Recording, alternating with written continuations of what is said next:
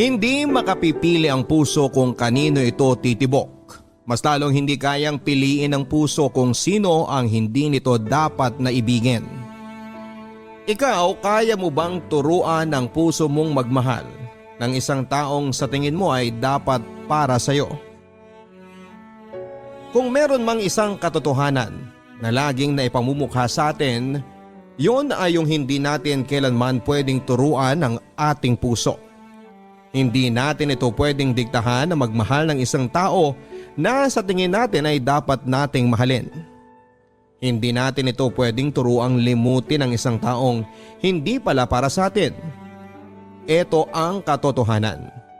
Isang katotohanan na pilit pa rin nating kinakalaban kahit alam nating patuloy lang tayong matatalo. Ang ating kwento ngayong araw ay kwentong pinadala ni Paulo.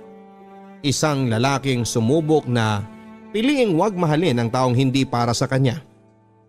Isang lalaking sumubok kalabanin ang nararamdaman dahil alam niyang hindi dapat. Magwagi nga kaya siya o baka mas lalo lang itong matalo sa katotohanan na hindi nga natin pwedeng turuan ng puso. Dahil oras na gawin natin ito, mas lalo itong nagiging porsigidong piliin at gawin ang gusto nitong mangyari. Handa ka na bang makarelate sa kanya? Minsan ba sinabihan mo na ang puso mong huwag magmahal ng taong hindi dapat? Ano ang naging sagot sa iyo? Nanalo ka ba o ang puso mo? Si Paulo kaya sino ang nanalo sa kanyang kwento? Dear Papa Dudut, hindi naman masama ang magmahal. Minsan mali lang talaga ang napipili nating mahalin. Magandang araw po sa iyo Papa Dudut, ako nga pala si Paulo. Kasalukuyan ay nasa edad na 25 na. Gusto kong ibahagi sa inyo ang aking kwento. Ang kwento ko ay kwento kung paano ako umibig sa hipag ko. Siya si Malaya, mahal ko siya. Kaya ba akong pagbigyan ng Diyos na mapasa akin siya? 10 taong gulang pa lang ako noon nang makilala ko si Malaya. 25 anyos ito kaedad ng aking Kuya Harold. Naalala ko pa umaga noon nang dalhin siya sa bahay ni Kuya para ipakilala sa amin ni na Mama. Alalang-alala ko pa ang kanyang magandang mukha. May hawigan ito noon kay Sanya Lopez. Morena ito at may katangkaran. Mas matangkad nga ito kay Kuya. Nakita ko noon kung gaano nahirapan si Kuya na akbayan si Malaya habang pinapakilala noon sa aming magulang. Pinagmasdan ko ang aking mga magulang habang pinapakilala ni Kuya si Malaya. Alam kong bata pa ako noon. Pero alam ko at ramdam ko na hindi nila gusto si Malaya. Hindi dahil sa masama ang ugali niya. Kundi alam nila na tulad ni Kuya, magiging palamunin din noon sa bahay si Malaya. Wala kasi noong trabaho si Kuya at umaasa lamang ito noon sa aming mga magulang. Batugan siya kaya naintindihan ko kung hindi naging mainit ang pagsalubong nila kay Malaya. Mula noong araw na yon Papa Dudut, naging parte na ng aming bahay si Malaya. Nagtana na kasi sila ng aking kuya. Tuwang-tuwa ako. Ang gaan kasi ng pakiramdam ko kay Malaya. Nakadagdag pa ang angkin nitong kagandahan. Naging crush ko siya at inaamin ko yon. Hindi naman masamang magkagusto sa kanya kahit hipag ko siya. Iniisip ko noon na hindi ko naman siya aagawin sa kuya ko. Iniisip ko na rin na hindi naman ako magugustuhan ni Malaya. Sino ba naman kasi ako noong panahon na yon? Patpating bata lamang ako, madalas sa sipunin at hindi pa maayos ang buhok ko. Hindi rin ako mahilig maligo at madalas ay may mantsa ang aking mga suot. Pakiwari ko ay kahibangan kung iisipin kong pwede akong magustuhan ng hipag ko.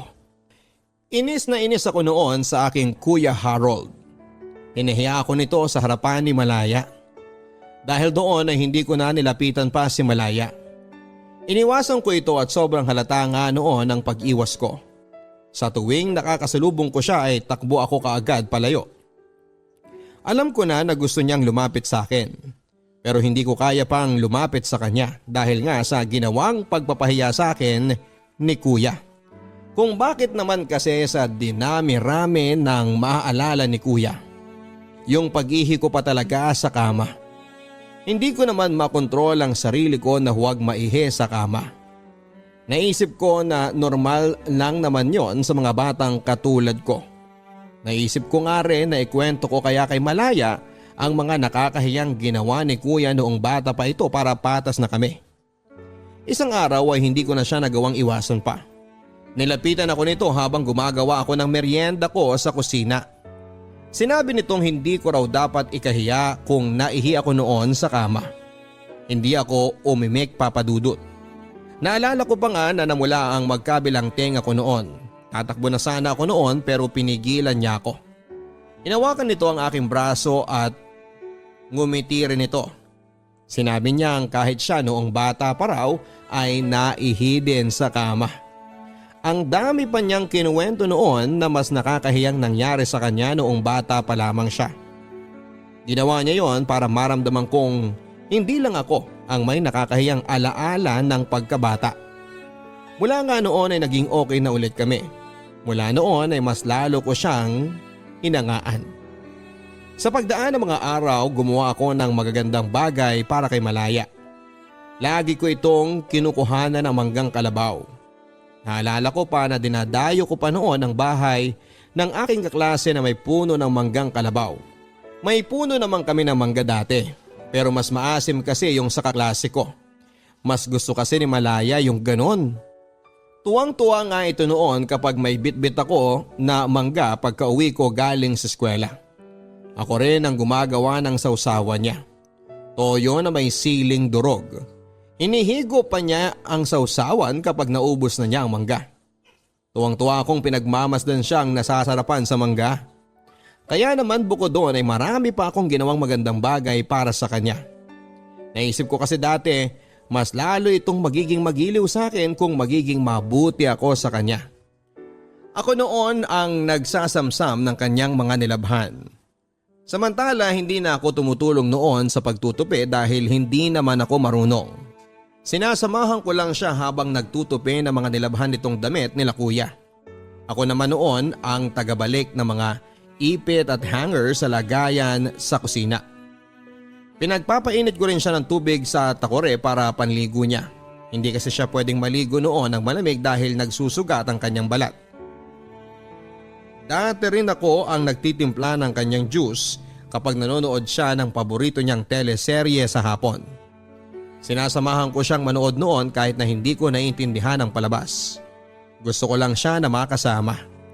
Ang ganda kasi talaga niya, tapos mabait pa. Hindi nila alam, Papa Dudut, na narinig ko ang lahat ng kanilang naging usapan. Galit na galit ako noon sa kuya ko. Hinayaan kasi nitong umalis si Malaya at naaalala ko pa na sa kwarto nila si Malaya at nag-iimpake ng damit.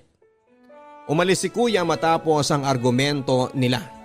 Nilapitan ko noon si Malaya at sinubukan ko na hawakan ang kanyang mga kamay. Nakita ko nito at pinalapit niya ako sa kanya. Sinabi niya sa akin na magiging tito na raw ako. Pero sinabi rin niya na huwag ko raw ipagsasabi kahit sa magulang ko dahil ayaw ng kuya ko. Tumango lamang ako, Papa Dudut. Gusto ko siyang pigilan noon. Gusto kong sabihin sa kanya na huwag na siyang umalis. Gusto kong sabihin sa kanya na handa akong tulungan siya sa pagpapalaki ng kanyang anak pero hindi ko yon nasabi. Niyakap ako nito bago siya umalis ng bahay. Lungkot na lungkot ako noong umalis si Malaya. Hindi nalaman ng magulang ko noon na buntis na ito. Sinabi lang ni kuya dati na bumalik daw ito sa kanila para alagaan ng nanay nitong lumpo. Naniwala naman ang mga magulang ko. Inis na inis ako noon kay kuya. Napakasinungaling nito. Inisip ko na kung ako lang ang nakabuntis kay Malaya, hindi nito kailangang umalis. Kung ako nakabuntis kay Malaya ay gagawin ko ang lahat para mabigyan sila ng magandang buhay. Naisip ko rin na sana ako na lang si kuya para napanindigan ko siya. Di sana kapiling pa namin noon si Malaya. Akala ko habang buhay ko nang hindi makikita si Malaya, Papa Dudut, nagkamali ako. Makalipas kasi ang ilang linggo ay nalaman ko na lang na sinundo ni Kuya si Malaya sa bahay nila. Tuwang-tuwa ako noong nakita kong pumasok sa pintuan si Malaya. Ako nga noon ay ang unang lumapit sa kanya para yakapin siya. Doon na rin nila inamin na buntis nga si Malaya. Tulad ng inaasahan ni na Kuya, hindi naging maganda ang pagtanggap ni na Mama sa balitang yon. Pero wala na silang nagawa. Ando na raw eh. Tanggapin na lang daw yon. Yon ang sinabi ni Mama. Dahil nga may pinaghahandaan na sina Kuya at Malaya noon ay kailangan nilang parehong magtrabaho. Naging jeepney driver si Kuya samantalang si Malaya naman ay naging kasama ni Nanay sa pamamalengke ng mga gulay at karne na siya namang nilalako nila sa aming barangay. Kailangan nila noon na makaipon para sa panganganak ni Malaya. Nung una naging sapat naman ang kinikita nila. Pero nang tumagal ay hindi na. Naging sakitin kasi si Malaya at hindi naging madali noon ang pagbubuntis niya. Lagi siyang tinatakbo noon sa ospital. Napupurnada pa nga ang pamamasada noon ni Kuya dahil kailangan niyang ihatid si Malaya sa ospital gamit ang jeep na pinapasada niya. Naaawa ako noon kay Malaya. Alam ko na hindi nila kakayanin ang gagastusin sa panganganak nito kung laging ganon ang mangyayari. Kaya naman tumulong ako sa kanila dati. Tuwing uwian dati ay diretsyo ako sa pagbebenta ng binatog. Kung ano man ang kinikita ko noon ay ibinibigay ko kay Malaya para pandagdag sa ipon nila. Habang ganon ang naging setup ng pagtulong ko, pinagpapantasyahan ko rin yung ideya na ako ang responsableng asawa ni Malaya. Yung asawang hindi siya pababayaan kahit mahirap ang sitwasyon. Opo, Papa Dudut. Bata pa ako noon pero totoo ang nararamdaman ko para kay Malaya. Tumakbo ako noon matapos akong halikan sa pisngi ni Malaya. Nagkulong ako sa kwarto habang sinapo ko ang aking pisngi kung saan dumampi ang malambot na labi ni Malaya.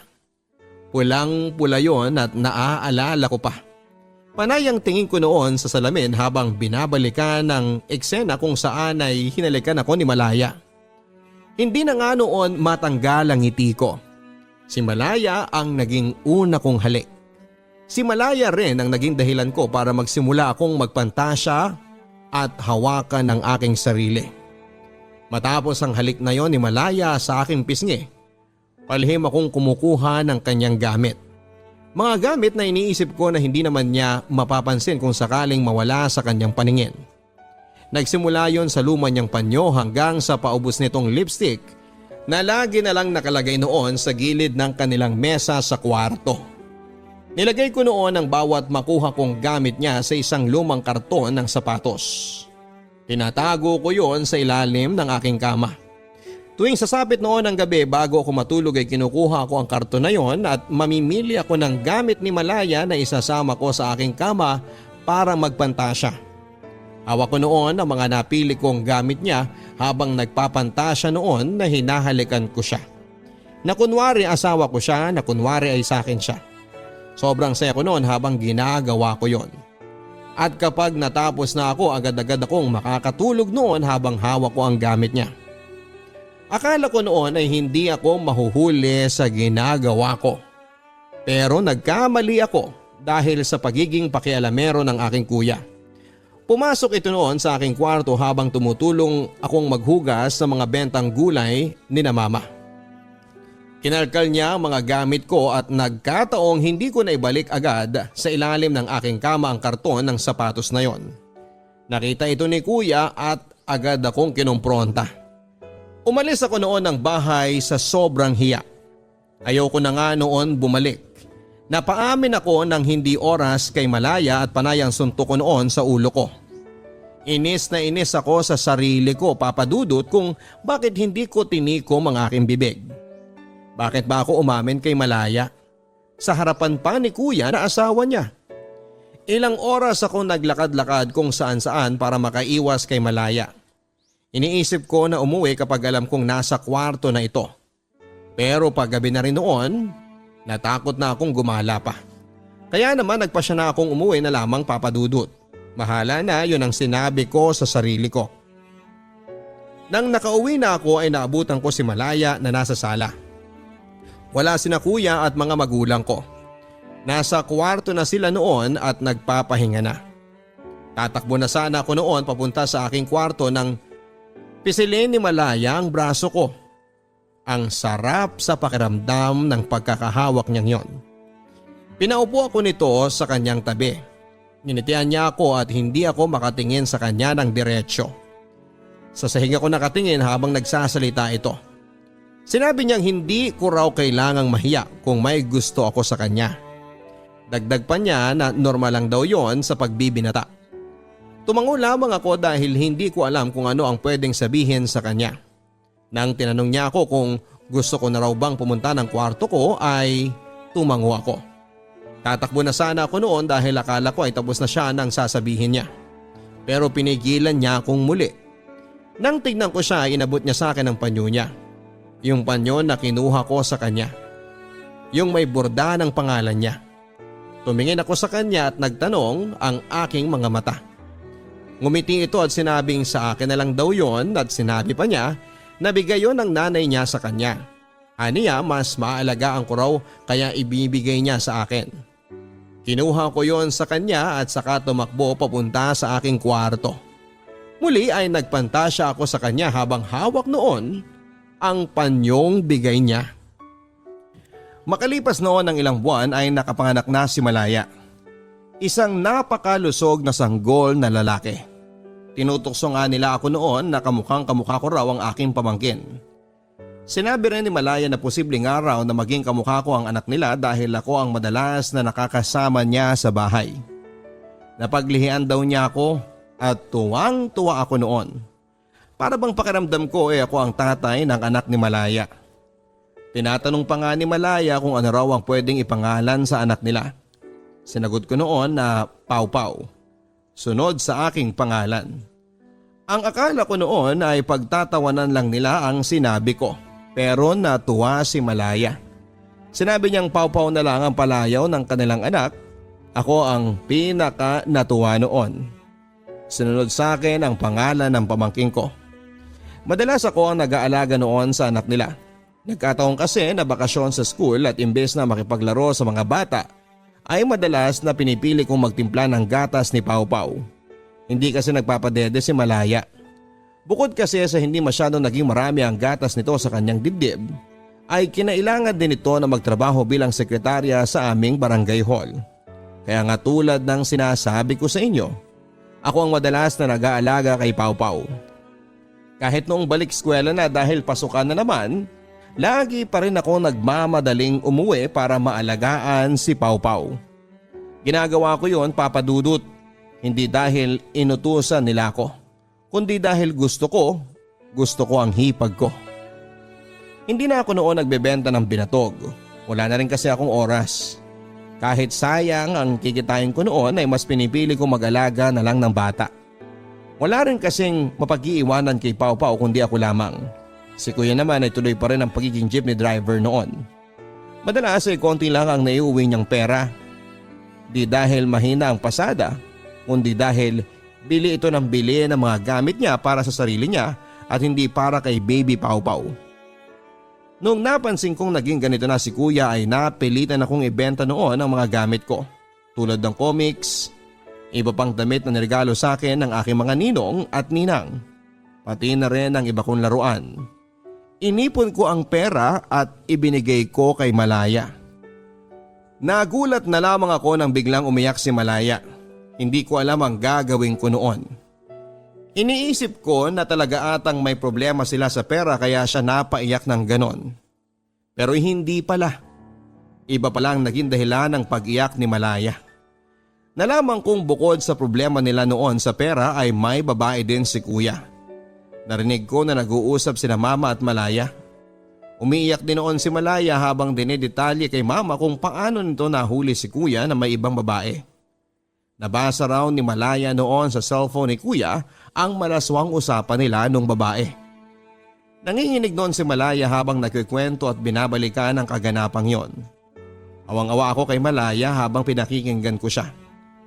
Sinabi niya kay mama na aalis na lang daw siya. Sinabi niya na hindi raw niya kaya ang lokohin na lang ng ganon. Pinigilan siya ni mama at sinabi niyang bigyan pa raw ng tsansa si kuya at magbabago pa raw ito. Hindi naman kumbinsido noon si Malaya. Desidido na itong umalis pero nakiusap si mama. Sinabi niyang kawawa naman daw si Pau Pau kung lalaki itong walang kapiling na ama. Doon na kumalma noon si Malaya. Natamaan siya sa sinabi ni mama. Dahil doon ay nanatili si Malaya sa bahay kahit na hirap na siya sa kanyang sitwasyon. Tinikom ni Malaya ang kanyang bibig tungkol sa pambababae ni kuya. Alang-alang kay Pau Pau ay nagtiis si Malaya. Naging madalas din ang away nila noon ni kuya at lagi ko dating naririnig. Narinig ko noon kung paano siyang paulit-ulit na minumura ni kuya. Iyak lang ang naging sagot noon ni Malaya at awang-awa ako sa kanya, Papa Dudut. Kung pwede lang ako makialam sa kanila ay ginawa ko na. Pero dahil bata pa ako noon at hindi dapat makialam sa away ng matatanda ay mas pinili kong makinig na lamang at ipagdasal na malampasan niyo ni Malaya. Isang araw ay nawala na lang na parang bula si kuya. Nalaman namin na sumama na ito sa kanyang babae. Panayang iyak noon ni Malaya at aalis na sana talaga siya sa bahay namin pero pinigilan siya ni mama. Ang sabi ni mama kahit wala na si kuya, dapat manatili pa rin si Malaya sa bahay dahil parte na siya ng pamilya namin. Natuwa ako sa mga sinabi ni mama. Tulad ko ay napamahal na rin siya kay Malaya. Sino ba naman kasing hindi magmamahal kay Malaya? Napakabait nito. Hindi ko talaga alam kung bakit nagawa ni kuya ang mga bagay na yon kay Malaya. Naisip ko nga noon, Papa Dudut, na sana ay may switch button ng puso para matigilan na ni Malaya ang pagmamahal niya kay kuya. Naisip ko rin na baka makatulong din sa akin ang switch button na yon para tumigil na ang nararamdaman ko para sa kanya. Papa Dudut, habang tumatagal ay lumalaki ang pagmamahal ko kay Malaya. Alam kong bata pa ako noon pero sigurado na ako sa nararamdaman ko. Hindi nga yon nawala hanggang sa pag-abante ng edad ko. Mas lalong napapamahal ako sa kanya dati habang tumatagal dahil mas naging malapit kami noon sa isa't isa. Dahil wala na nga noon si kuya sa buhay niya. Ako na ang humahalili para alalayan siya sa maraming bagay. Tumayo ako na parang batang ama sa kanilang anak na si Pau Pau. At masasabi ko noon na wala akong ibang gustong sitwasyon kundi ang maging pamilya kaming tatlo ni na Malaya. Sa aking pagbibinata, wala akong ibang naging gusto kundi si Malaya lang. Siyempre hindi ko yon sinabi sa kanya. Bukod sa alam kong torpe ako ay alam ko rin na hindi magandang tignan. Naging asawa siya ni kuya, nanay siya ng pamangkin ko. Tinago ko noon ang nararamdaman ko at wala akong naging balak gawin para malaman niya ang nararamdaman ko para sa kanya. Tuwing nag-uusap kami noon kung may babae na ba akong natitipuhan ay panayang iwas ko. Hindi ako magaling magsinungaling at alam kong konting udyok pa ni Malaya ay mapapaamin ako. Wala akong naging karelasyon noon at parehas kami ni Malaya. Tinatanong ko siya kung bakit hindi pa siya makipagrelasyon.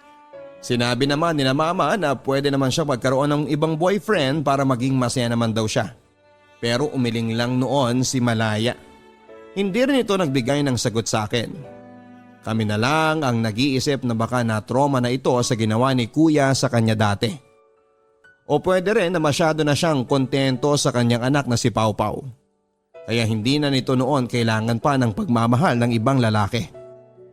Nakuha ko ang totoong sagot kay Malaya kung bakit wala pa siyang nagiging karelasyon noon.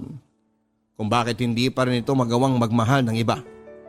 Mahal pa rin niya si kuya. Hindi man niya aminin noon ay ramdam ko yon. Rinig ko yon. Rinig ko ang paimpit niyang iyak dati, gabi-gabi yon at walang palya. Gustuhin ko man nakatukin siya para aluin ay hindi ko yon ginawa. Hinayaan ko lang na ibuhos niya ang nararamdaman niya sa pamamagitan ng pag-iyak. Mabilis na lumipas ang panahon at nag-21 na ako. Sa isang iglap ay naging binata na ako at naging espesyal nga ang pagsalubong ko noon sa ganap na pagbibinata ko dahil ang unang bumate sa akin ay si Malaya. Naalala ko pa na sinalubong ako nito isang gabi. May hawak siyang cupcake noon na nabili niya bilang merienda ni Pau Pau. Sa cupcake na yon ay tinusukan niya ito ng maliit na birthday candle. Pamilyar ang kandilang yon. Kandila yon noong unang kaarawan ni Pau Pau. Paano ko nalaman ako ang bumili ng kandilang yon at nung first birthday cake ng aking pamangkin. Nagulat ako sa sinabing yon ni Malaya Papadudut. Sumunod ako sa sinabi niya. Hinalikan ko siya ng mas matagal, mas madiin at mas nananabik. Sumabay siya sa bawat paghaliko hanggang sa may pagkukusa na noon ng aming mga paa na magtungo sa aking kwarto para ituloy ang hangganan ng halik na yon. Papadudut, kumawala kaming dalawa ng gabing yon. Hindi ko rin alam kung ano ang pumasok sa mga utak namin kung bakit hinayaan naming manipulahin kami ng aming mga katawan. Sa huli ay may nangyari sa aming dalawa isang bagay na sinabi ni Malaya na pinagsisisihan niya. Habang nagbibihis noon ay sinabi ni Malaya na hindi raw dapat nangyari yon sa amin. Pilit ko siyang kinukumbinsi noon na hindi niya dapat pagsisihan ang nangyari sa aming dalawa. Sinabi kong gusto ko ang nangyari. Tinatanong ko kung nagustuhan niya rin yon, hindi siya sumagot. Hindi ko siya hinayaang makaalis ng kwarto hanggat hindi kami nakakapag-usap na dalawa. Nakita ko ang pagkakataon na yon para aminin sa kanya ang tunay kong nararamdaman. Sinabi ko na matagal ko na siyang mahal. Sinabi ko rin na handa akong maging ama kay Pau Pau. Umiling lang si Malaya. Masyado siyang natatakot sa sasabihin ng magulang namin. Naisip ko noon na tama naman siya at hindi nga naman maganda kung pareho kaming magkapatid na tinuhog niya. Hindi ako tumigil noon na kumbinsihin si Malaya at sinabi ko sa kanya noon na pwede naming subukang dalawa kahit napalihim. Hindi siya umimik. Mukhang nagustuhan niya ang sinabi ko. Sa huli ay pumayag naman ito. Pero sinabi niya sa akin na wala raw assurance na mahuhulog siya sa akin. Sinagot ko siya at sinabi ko na hindi ako takot sumugal. Nilihim nga namin ang relasyon namin, Papadudut. Laging may nangyayari sa amin tuwing wala sina mama. Sa tuwing gabi kung kailan tulog na sila. Naging maayos naman ang simula namin at naramdaman ko na nahuhulog na si Malaya sa akin pero hindi lang niya maamin. Bumalik si Kuya Harold na para bang wala lang. Na para bang namalengke lang siyang saglit. Nainis ako noon na pinaghandaan pa siya ni Malaya na makakain niya. Panay ang hawak ni Kuya sa kanya kahit panay noon ang ilag ni Malaya. Dahil hindi ko na kinaya ang nakikita ko ay umalis ako. Hindi ko rin siguro kaya na marinig kung ano man ang mapag-uusapan nila ng mga oras na yon. Ayokong marinig na sabihin ni Malaya na mahal pa rin ito si Kuya Harold. Ayos na kami nun eh. Kung bakit kasi bumalik pa si Kuya. Nang umuwi ako matapos kong magpahangin ay nadatnang ko si na Kuya, si Malaya at ang mga magulang ko sa sala. Nakita kong hindi masaya ang mukha ng mga magulang ko pero tinanggap na lang nila na bumalik na si Kuya. Naisip nila na ayos na rin daw para may ama ang apo nila. Nagalit ako ng palihim lalo na noong naramdaman kong umiwas na noon sa akin si Malaya. Naisip ko na baka nga nagkabalikan na silang dalawa. Alam ko na talo ako, may anak silang dalawa. Ako naman ay kaulayaw lang noon ni Malaya tuwing gabi at malungkot siya. Umiwas na rin ako kay Malaya at naisip ko na para rin ito sa ikabubuti ni Pau Pau. Gusto kong lumaki ang bata ng buo ang pamilya niya. Sinubukan kong kalimutan na noon si Malaya pero hindi ako nagwagi. Isang gabi nagulat na lamang ako nang pumunta si Malaya sa kwarto ko. Sinabi nito sa akin na hindi na raw niya mahal si Kuya. Sinabi rin niya na ako ang mahal niya. Natuwa ako. Inalikan ko siya at may nangyaring muli sa aming dalawa at nung nahimasmasan ako, bigla kong naisip na mali yun. Sinabi ko rin sa kanya na yun na dapat ang huling beses na may mangyari sa amin. Hindi nito tinanggap ang sinabi kong yon. Sinabi ko sa kanya ang mga dahilan ko kung bakit hindi na kami pwede at tinanggap naman niya. Papadudot, masakit man pero pinabalik ko siya sa kuya ko. Sobrang sakit dati pa na makita sila na magkasama. Pero kailangan ko yung tiisin hanggang isang araw ay nalaman naming buntis muli si Malaya. Naisip ko na maganda na rin yon para may dahilan ako para kalimutan siya pero hindi pala. Dahil ako ang ama ng ipinagbubuntis niya. Nag-usap kaming dalawa at sigurado raw siya na sa akin yon.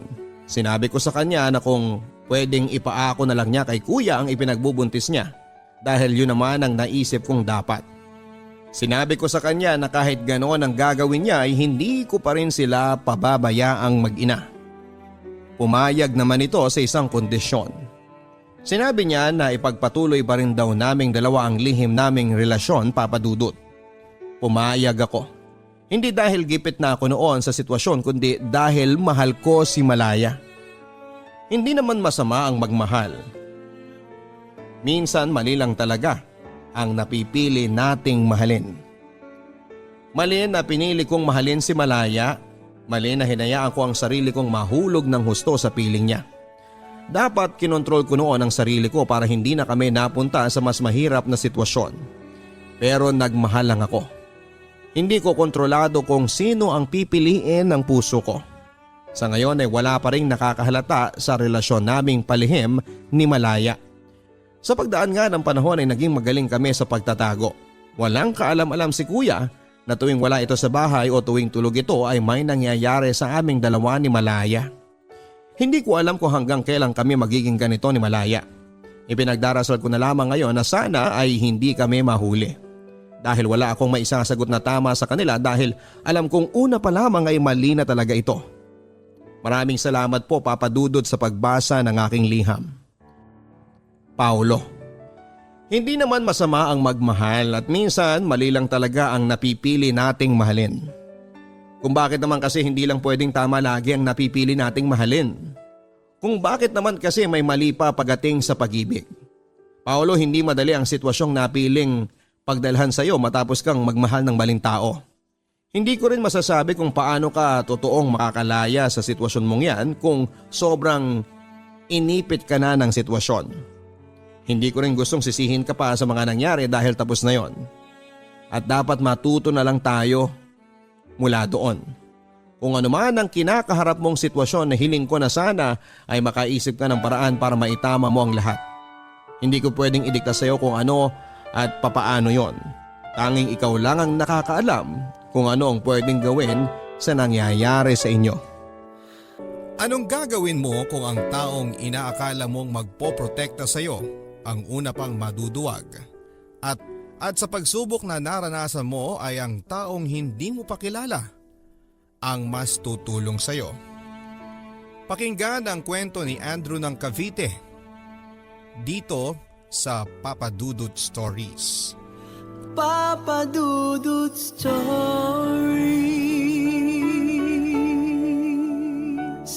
Papa Dudut, tawagin mo ako sa pangalang Andrew.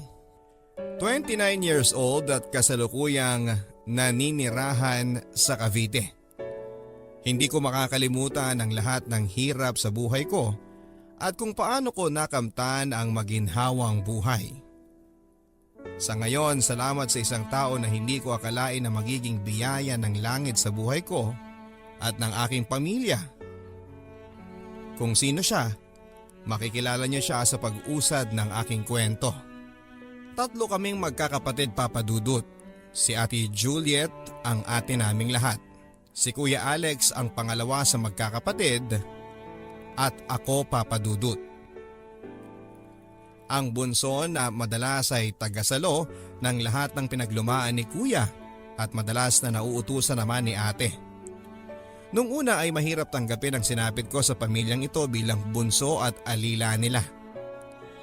Pero sa pagtagal ay tinanggap ko rin na kaakibat ng pagiging bunso ang pagkakaroon ng sandamakmak na obligasyon sa mga panganay kong kapatid. Ang mas importante sa akin ay ramdam ko naman na ako ang paborito ni tatay. Palibhasa kasi Papa Dudut ay junior niya ako.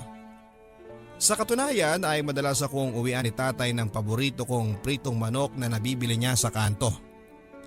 Ang tatay ko, Papa Dudut, ay isang masipag at tapat na empleyado ng gobyerno Sa katunayan ay naging tanod pa siya bago siya na-assign bilang traffic enforcer sa aming bayan. Maliit lamang ang kinikita ni Papa pero sa kabila nito ay masigasig pa rin siya para mapanatili ang maayos na daloy ng trapiko sa aming bayan. Nasa minimum naman ang kinikita ni Tatay Papadudut pero dahil sa dami naming magkakapatid na umaasa sa kanya ay halos hindi rin naman mapagkasya ang kinikita ni Papa.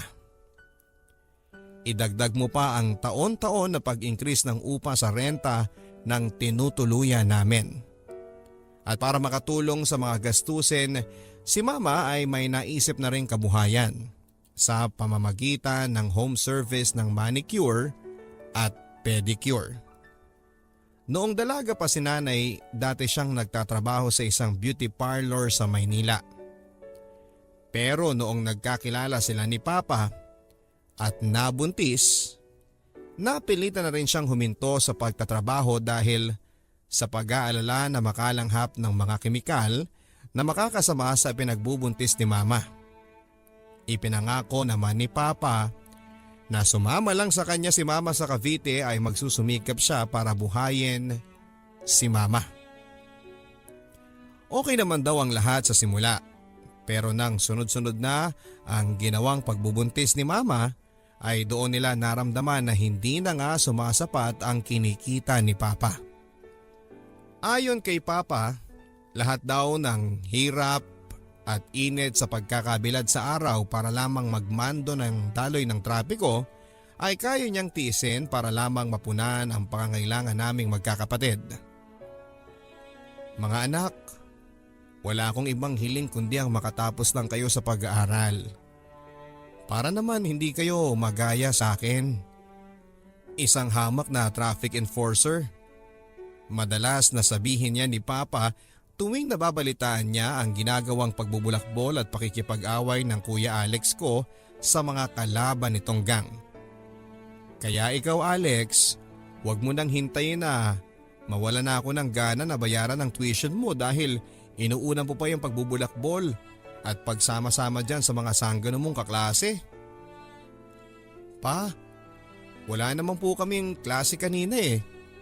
Pinagpa-practice lang kami ng sayaw para sa foundation day. Kabisado ko na yun eh. Kaya sumama na lang ako sa mga tropa ko sa birthday party. Pangangatwira naman ni Kuya Alex. Na may kasamang inuman, hindi ba? Tapos nung lasing na kayo, nagkakapikunan na. Isa ka din sa mga nakisuntok sa mga kaaway ng kaklase mo. Tignan mo nga yung mukha mo. Kulang na lang manghiram ka ng mukha sa aso sa dami ng black eye mo. Boss ka naman ni Papa kay Kuya. Juliet anak, ikuha mo ko ng tubig. Hindi ako makahinga. Ang sabi naman ni Papa. O Andrew, ikaw ang malapit sa kusina. Ikuha mo si Papa ng tubig. Singhal naman sa akin ni Ate Juliet. Sa tuwing nauupo si Papa at tumatahimik, alam na naming magkakapatid na tumataas na naman ang presyon ni Papa. Nakakaawang makitang ganito si Papa. May high blood na nga pero kailangan pa rin niyang magbilad sa araw para gawin ang kanyang trabaho na pagmamando ng trapiko. 2:00 ng hapon matapos ng shift ni Papa nang mabalitaan namin na nawalan daw ito ng malay. Hindi naging maganda ang pagbagsak ni Papa dahilan para mabagok ang ulo niya.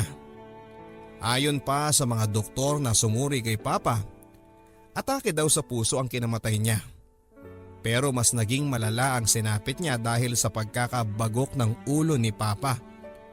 Kung nakapagsabi sana ito na meron siyang nararamdaman para naipahinga muna niya, ay hindi na sana nauwi pa sa pagkawala ng balanse niya. Halos manlumo kaming buong pamilya nang marinig namin ang balitang ito. Lalong-lalo na si Mama. 1 buwan din bago namin nakausap ng matino si Mama. Lagi kasi siyang tulala nitong mga nakaraang araw. At nang makausap nga namin, nagpaalam naman siya na aalis na raw siya ng Pilipinas para magtrabaho sa Japan. Kaya pala madalas ang pag-alis niya ng bahay noon nang walang pasabi. Ma, Bakit naman po biglaan? Kalilibing lang po ni Papa, Ma. Tanong ni ate kay Mama. Alam ko pero minsan lang ang ganitong klase ng pagkakataon. Hindi ako dapat magpatumpik-tumpik. Hindi ko dapat palampasin ito. Seryosong sagot naman ni Mama. Bata pa si Mama kaya hindi nakapagtataka na matanggap pa siya sa inaplayan nitong trabaho sa Japan. Mabilis ang mga sumunod na mga pangyayari, Papa Dudut. Agad ding nakalipad si Mama papunta sa Japan. Kasama ng kaibigan niyang dati nang nagtatrabaho doon. Sa simula ay nagagawa pa ni Mama na makipag-usap sa amin sa telepono at sa Facebook. Pero hindi nagtagal ay nawalan na rin kami ng communication. Ang huling balita namin kay Mama ay nakapag-asawa na raw ito ng hapon. Okay lang sa amin yon, Papa Dudut, bilang balo na nga si Mama. Pero ang labis naming kinakalungkot ay tila ba kinalimutan na niya kaming mga anak niya. Ayon sa balitang nakarating sa amin mula sa kaibigan ni Mama, sobrang higpit daw ng bagong asawa ni Mama. Maging sila ay pinagbabawalan na makipag-usap kay Mama. Dahil dito ay sobra din ang naging pag-worry namin kay Mama. Dahil dito ay parang bula na ring naglaho si Mama sa amin. Pero hindi naman hihinto ang buhay namin sa pagkawala ng aming mga magulang. Kailangan naming dumiskarteng magkakapatid. Nang mga panahon na yon ay nasa 4th year high school na ako at kailangan kong umextra sa restaurant na pagmamay-ari ng kaibigan ni Mama, si Ninang Fe. Madalas na ang mga parokyano doon ay mga driver at pahinante na nag-aangkat ng mga produkto na papasok sa aming probinsya. Bagamat mahirap ang trabaho sa pagiging waiter, helper at dishwasher ay nagagawa ko naman ang maayos ang trabaho ko kahit papaano. Palibhasa kasi ay mabait naman si Ninang Fe. May kahawigan pa nga siya kay Nida Blanca at lagi pang nakangiti. Naiintindihan din niya na nag-aaral ako kaya okay lang sa kanya kung kailangan kong mag-half day at umuwi ng mas maaga. Huwag lang talagang matatiming na si Kuya Nesty ang bantay sa kaha. Malayong kamag-anak si Kuya Nesty ni Ninang Fe at ramdam ko na umpisa pa lang na mabigat na ang dugo nito sa akin. Baka akala mo sineswerte ka dito, Andrew. Hindi palibhasa na pinapaboran ka ni Ate Fe sa pag-aaral mo ay lagi mo nang idadahilan ng school mo para hindi mo matapos ang mga trabaho mo dito. Bulyaw sa akin ni Kuya Nesty matapos akong payagan ni Ninang Fe na mag-half day sa trabaho. Dahil sa mga school projects na kailangan naming tapusin. Naiintindihan ko naman si Kuya Nesty kung bakit siya naiinis sa akin, pero kailangan ko ding isipin ang tungkulin ko bilang estudyante. Sa pagiging waiter ko ay may nakilala ko, isang negosyante, si Kuya Walter. Nag-aangkat si Kuya Walter ng mga produktong hinahabi sa lugar namin, Papa Dudut. Hands-on siya sa negosyo niya, siya mismo ang nagde-design sa mga barong na ginagawa niya. Maliban dito ay may mga apartments din siya na paupahan sa bayan namin. Magiliw din ako, yun ang sinasabi sa akin ni Kuya Walter, Papa Dudut. Bukod kasi sa madaldal ako ay maasikaso ako sa tuwing nagpupunta siya sa restaurant ni Ninang, bagay na labis niyang kinakatuwa. Sa katunayan ay galante si Kuya Walter, Papa Dudut. 500 pesos siya kung mag-tip sa akin. Hindi rin siya pumapayag na iba ang magsiserve sa kanila ng mga tauhan niya sa tuwing nagdaraan sila sa restaurant. Grabe ang tuwa ko sa tuwing nagbibigay sa akin ng tip si Kuya Walter, Papa Dudut. Minsan 500 pesos, pero kung suswertehin ka ay may 1,000 pesos ka pa. Hanggang isang araw ay niyaya niya ako na lumabas kasama siya. Sa Maynila, doon kita ipapasyal para naman ipamili kita ng mga usong damit ngayon. Wala na kasi sa uso yung sinusuot mo. Isa pa, gusto rin kitang bigyan ng bagong trabaho. At kung papayag ka sa Maynila, doon mo na rin ituloy ang pag-aaral mo kahit hanggang sa college pa. O hindi ba, bongga? Nakangiting sabi sa akin ni Kuya Walter noon. Kuya Walter, salamat po. Hindi ba sabi ko sa'yo, huwag mo na akong tawaging kuya? Hindi naman tayo magkapatid, isa pa nakakatanda at nakakalalaki masyado yung kuya. Walter na lang. Aaminin ko sa inyo, Papa Dudut, na labis ang naging kasiyahan ko sa mga pangyayari. Sa katunayan nga ay hindi na ako nagdalawang isip na magsabi ng oo sa kanya. Kahit na hindi pa ako nakakapagpaalam sa ninang ko. Alam ko naman na papayag si Ninang Fe, lalo na kapag nalaman niya ang trabahong inaalok sa akin at libreng pag-aaral hanggang sa college pa. Pero ang hindi ko inaakala ay ang hindi pagsang-ayon ni Kuya Nesty, yung malayong kamag-anak ni Ninang Fe. Masyado naman yatang matayog ang pangarap mo, Andrew. Ikaw, makakapag-aral ka at magtatrabaho ka sa Maynila. Walang ganong klase ng tao, Andrew, na tutulong sa isang katulad mo. Malakas na sabi ni Nesty. Bago niya ako tinulak ng malakas. Ayaw kasi ni Nesty na payagan ako na magbakasyon para magpa-Maynila. Kukulangin daw kasi ang mga tao sa restaurant kapag nagbakasyon grande pa ako sa Maynila. Okay lang sa akin kung ganon, Papa Dudut, kung hindi niya ako payagan. Pero ang labis na kinagalit ko ay yung tinulak pa niya ako ng malakas. Hindi na ako nakapagtimpi pa, Papa Dudut. Gumante rin ako sa pamamagitan ng pagtulak sa kanya. Pero ginantihan din niya ako ng malakas na suntok. Siyempre hindi ako pumayag na hindi ako makakaganti. Mabuti na lamang at maraming mga kasamahan namin ang umawat sa aming dalawa dahil halos manghiram na sa aso ng mukha si Nesty. Matapos ko siyang mapuruhan. Matapos ang insidente ay pareho pa kaming nasisante ni Ninang Fe. At naiintindihan ko naman, Papa Dudut, kung bakit ganon ang naging desisyon ni Ninang. Wala akong naging sama ng loob sa kanya. Sa huli ay natuloy na rin ang kagustuhan ko na makapamasyal sa Maynila. Yun nga lang, nawala naman ako ng babalikang trabaho. Okay lang yan, Andrew. Kakailanganin kita sa Maynila. Gusto ko yung husay mo sa pakikipag-usap mo sa tao. Marami ka pang pwedeng matutunan ng higit pa sa pagiging serbidor mo dyan sa restaurant ng ninang mo. Mag-aral ka, Andrew, kapalit ng pagtulong mo sa akin sa ibang mga negosyo ko sa probinsya. Ang sabi naman sa akin ni Walter. Doon ko napatunayan, Papa Dudut, na mabait nga at tunay na tao si Walter kausap. Matapos kasi naming magpunta sa Maynila, ay tinupad niya ang ipinangako niya sa akin. Lilinawin ko lang po, Papa Dudut, ha. Hindi po kami nagkaroon ni Walter ng anumang relasyon tulad ng pagiging mag-boyfriend. Trabaho tulad ng pagiging driver, sekretary, taga-asikaso ng mga kinakailangan niya at nang may mga kinalaman sa kabuhayan niya ang naging papel ko sa kanya, Papa Dudut. Bukod siguro sa pagiging tagapakinig sa lahat ng mga problemang binabahagi niya sa akin. Malungkot pala si Walter sa kabila ng pagiging palangiti nito at matulungin. Nalaman ko, Papa Dudut, na isa palang ama si Walter sa kabila ng pagiging bakla niya. Opo, maging ako ay nagulat na kaya pala niyang magkaroon ng anak sa pakikipagrelasyon sa babae. Noon daw yon noong hindi pa siya umaamin sa totoong kasarian niya.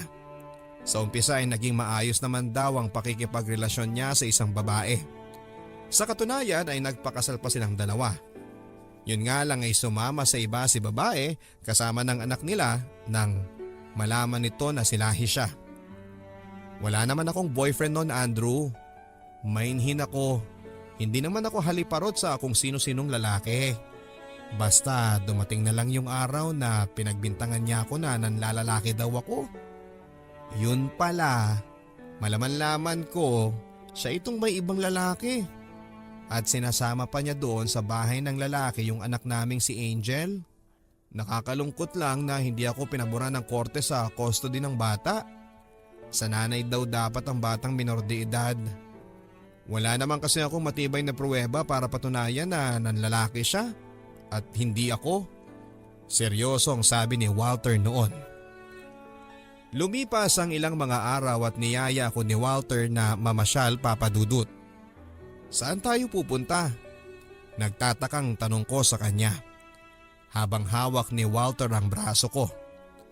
Huwag ka ng maraming tanong. Sumakay ka na lang sa kotse. Sa pagmamaneho ni Walter ay napadpad kami sa isang malaking gusali na may makikinang na ilaw. Sa parking pa lang ng gusali ay alam ko nang glamoroso ang lugar na yon. Sa isang kasino kami nagpunta. Sa totoo lang ay unang beses ko pa lamang makapasok ng isang kasino. Ayon kay Walter ay eto ang libangan niya sa tuwing nalulungkot siya. Pampalipas oras para makalimot sa mga problemang pinagdaraanan niya. Sinuwerte naman kaming nanalo ng gabing yon. Ikaw yata ang lucky charm ko, Andrew. Dahil dyan, eto ang balato ko sa'yo.